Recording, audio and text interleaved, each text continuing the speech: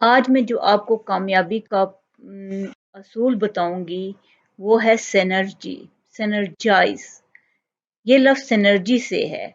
इसका कॉन्सेप्ट ये है कि अगर मिलकर काम किया जाए, कोई भी काम मिल के चंद लोग करेंगे तो उनका नतीजा उससे बेटर होगा, बहुत बेहतर होगा, बहुत ज़्यादा होगा इससे कि वो अलग-अलग एक ही काम को करते रहें। फ़र्ज़ करें कि एक ही चीज़ है, उस पे सारे मिल के मेहनत कर रहे हैं।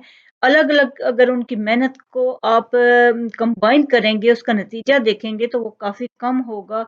लेकिन अगर मिल के उस काम पे मेहनत कर रहे हैं, तो वो उसका नतीजा बहुत ज़्यादा होगा। तो whole is greater than sum of parts कि अलग-अलग काम करने से बेहतर है कि अगर 4 लोग इकट्ठा काम कर रहे हैं, एक ही प्रोजेक्ट पे अलग-अलग, तो वो उनका नतीजा जब जमा करेंगे तो वो कम होगा। लेकिन अगर वो मिलके इकट्ठा काम करेंगे at a time, same time, तो उनका नतीजा बहुत बेहतर होगा, बहुत ज़्यादा होगा।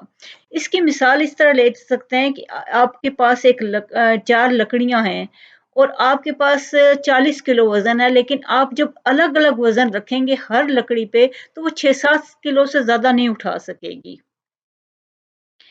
हर लकड़ी जो है तो इस तरह आपका 28 किलो वज़न तो बना, 28-30 किलो उठा सका है 4 लकड़ियाँ उठा सकी हैं। लेकिन अगर आप इन चारों को कंबाइन करेंगे तो 40 के 40 किलो ऊपर रखेंगे तो वो सारा इकट्ठा उठा लेंगी। तो यही आउटपुट इसी तरह सब मिलकर जब काम करेंगे तो आउटपुट अल्टीमेटली ज़्यादा होगा। टीम की सूरत में काम करने से तरक्की होती है, काम ज़्यादा होती है। लोगों को जोड़ के रखेंगे तो ये काम ये बड़ी सलाहियत होती है एक टीम लीडर के लिए कि वो अपनी टीम को बनाए, उनमें जोड़ के रखे, उनके मिजाज को समझे, उसमें बर्दाश्त होनी चाहिए कि सब लोगों के अलग-अलग काम को भी वो साथ लेके चले। ऐसा कभी होता नहीं है कि जब देखिए जब बहुत से लोग इकट्ठे काम करते हैं तो मिलके काम करने का आउटपुट ज़्यादा है तो उसमें कुछ और नताइज भी तो होते हैं जिनको वो कंपेंसेट करना पड़ता है। इसके लिए कम्युनिकेशन बहुत ज़रूरी होती है। अगर आप कहीं भी लोगों के साथ कम्युनिकेट करते हो, यहाँ तक कि फैमिली में भी आप देखो जब आप ग्रुप्स में काम करते हो तो कम्युनिकेशन ज़रूरी होती है। आपको ओपन माइंडेड होना चाहिए, ओपननेस होनी चाहिए इसमें। देखिए एक ही सिचुएशन में 2 लोग किसी चीज़ को देखते हैं तो एक का परसेप्शन कुछ होता है और दूसरे का कुछ होता है। अब दूसरे अब ये होता है कि एक ही ज़ाविये से एक बंदा देख रहा है, तो उसको कुछ नज़र आ रहा है। दूसरे तरफ खड़ा बंदा उसी तरफ से कोई चीज़ देख रहा है, उसको डिफरेंट आ रही है। अब होना क्या चाहिए कि वो बंदे दोनों अपनी-अपनी जगह चेंज करके जब उस चीज़ को देखेंगे, तो उन दोनों को भी वही नज़र आएगा जो उसको उस जगह से नज़र आ रहा था। तो दोनों के पॉइंट ऑफ व्यू अपनी-अपनी जगह दुरुस्त होते हैं। ये नहीं होता कि कोई गलत होता है। तो जब आप प्रोडक्टिविटी उसी सूरत में बढ़ेगी जब आप एक-दूसरे को ओपनली माइंडेड एक-दूसरे को बर्दाश्त करेंगे, एक-दूसरे के पर्सनल मैटर्स को डिस्कस करेंगे ओपनली।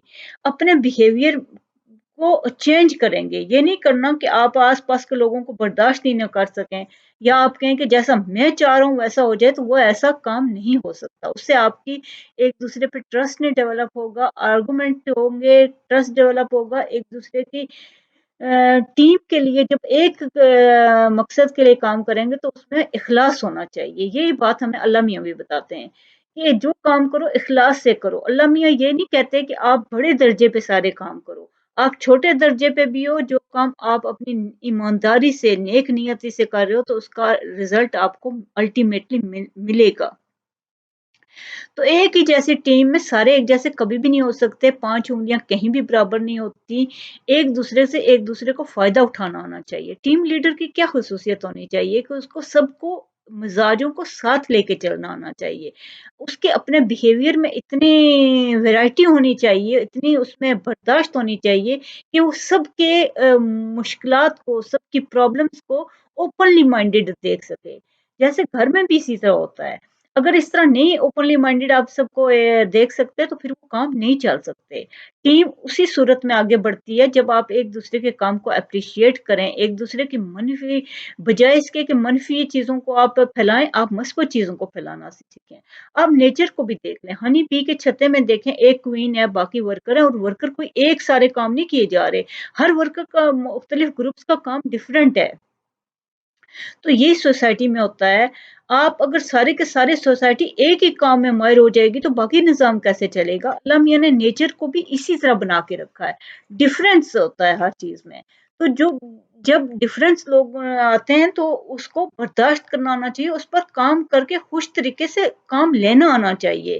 اگر کام لینا آپ کو مختلف ٹیم کے لوگوں سے آتا ہے تو پھر تو کوئی مسئلہ ہی نہیں رہے گا.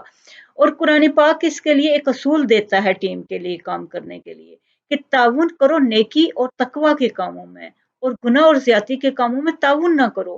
یعنی کہ جہاں تک آپ ساری ٹیم اچھے طریقے سے اچھے مقصد کے لیے اچھے طریقے سے کام کر رہی ہے تو ایک دوسرے سے تعاون کرنے میں کوئی حرج نہیں ہے. لیکن جہاں خرابی کے لیے جو ہے وہ تعاون نہیں کرنے کی ضرورت. تو جب آپ مختلف مزاج کے لوگوں سے کام لینا سیکھ جاؤ گے، ایک ٹیم بنانی سیکھ جاؤ گے تو بہترین طریقے سے بہترین نتائج ملیں گے. اللہ آپ کو بہت خوشیاں دے، بہت کامیابیاں دے. شکریہ.